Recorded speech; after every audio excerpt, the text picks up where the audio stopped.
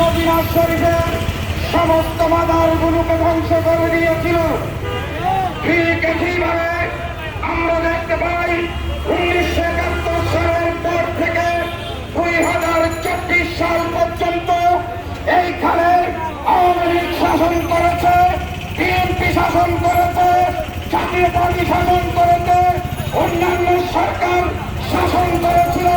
কিন্তু বাংলার জমিনে কোন মাদ্রাসার উপর, কোন মাজারের উপর হামলা হয়নি।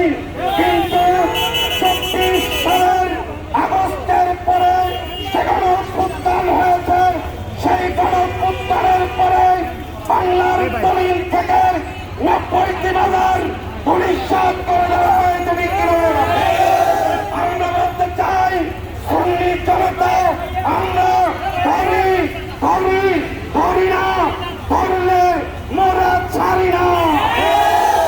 আমার আমি পরিষ্কার ভাবে আজকের এই অন্তর্বর্তী সরকারের প্রধান ইমাম সাহেবকে বলে চাই, আজকে আমরা জানি আহলে সুন্নাত ওয়াল জামাতের অনুসারীরা জানে কিভাবে আঙ্গুল পাকাতে হয়। ঠিক কিনা সোজা আঙ্গুলে ঘিটা উঠলে কিভাবে আঙ্গুল পাকা করতে হয় তা আমরা জানি।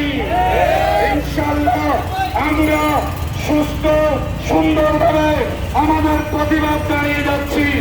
ইনশাআল্লাহ আমাদের কেন্দ্রীয় নেতৃবৃন্দরা গুরুত্বপূর্ণ বক্তব্য দেবেন। এই আশাবাদ ব্যক্ত করে এখানে শেষ করছি। আসসালামু আলাইকুম ওয়া রাহমাতুল্লাহ। আমাদের মাঝে উপস্থিত হয়েছেন